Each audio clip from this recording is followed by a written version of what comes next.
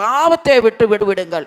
நீதிமொழிகள் 28:13 தன் பாவங்களை மறைக்கிறவன் வாழ்வடைய மாட்டான், அறிக்கை செய்து விட்டு விடுகிறவனோ இரக்கம். நம்முடைய உள்ளத்தில் இருக்கிற எல்லாவற்றையும் தேவனிடத்தில் ஒவ்வொரு நாளும் நம்ம அறிக்கை பண்ணி சுத்திகரிக்கிறவா இருக்கணும்.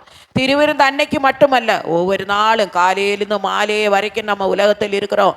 இரவு நேரத்தில் படுக்க போகிறதுக்கு முன்னதாகவே ஆண்டவரே என்னை சுத்திகரியும், இந்த நாளில் இந்த வாழ்க்கையில் முக விருப்பமில்லாத நான் எதை பேசினாலும் எனக்கு மன்னி ஆண்டவரே, இன்னைக்கு முட வருகையானாலும் மரணமானாலும் என்னை பரிசுத்தப்படுத்தும் சொல்லிதான் படுக்கைக்கு போகும்போது நம்ம தேவனோடு பேசிட்டு ஜோம் பண்ணிட்டு தான் நம்ம படுக்கணும். அப்போ தான் கர்த்தர் என்ன பண்ணுவார்?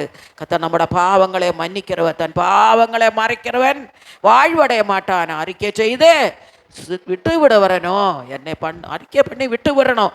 விட்ட பாவத்தை மறுபடியும் நம்ம எடுக்கக்கூடாது. எத்தனையோ பாவங்களை விட்டுட்டு நம்ம வந்திருக்கிறோம்.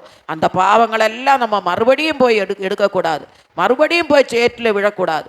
அப்படிப்பட்ட நிலவர் இந்த நாட்கள் நம்மளோட வாழ்க்கையில் வராதபடி கர்த்தர் நீ பாதுகாத்து கொள்ள வேண்டும். எபிரேயர் 12:1 நம்மை சுற்றி நெருங்கி நிற்கிற பாவத்தையும் தள்ளிவிட்டு விசுவாசத்தை தூக்கிறவரும் முடிக்கிறவருமாயிருக்கிற இயேசுவை நோக்கி நமக்கு நியமித்திருக்கிற ஓட்டத்தில் பொறுமை. நம்மளை எத்தனை பாவங்கள் நம்மளை சுற்றி உலகத்தில் எத்தனையோ விதமான காரியங்கள் இருக்குது.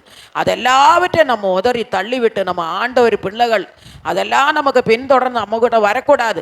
நம்ம என்னைக்கு நம்ம விட்டு உலகத்தை விட்டு வந்தேனோ அதெல்லாம் நம்ம காலு கடியில் நம்ம மிதித்து விட்டுறணும். திரும்பி மறுபடியும் போய் நாய் கக்குன்னு திருப்பி சாப்பிட்றது போல் அதெல்லாம் நம்ம சாப்பிடக்கூடாது. என்னைக்கு நம்ம கெட்ட பழக்கத்தை விட்டோனோ, குடியை விட்டனோ, வெறியை விட்டனோ, சிகரெட்டு விட்டனோ, மறுபடியும் போய் அதெல்லாம் தொடக்கூடாது. நான் அந்த மாதிரி சுபாவம் நம்ம வாழ்க்கையில் கர்த்தருக்கு பிரியமான ஒரு வாழ்க்கையை நம்ம செய்ய வேணும்.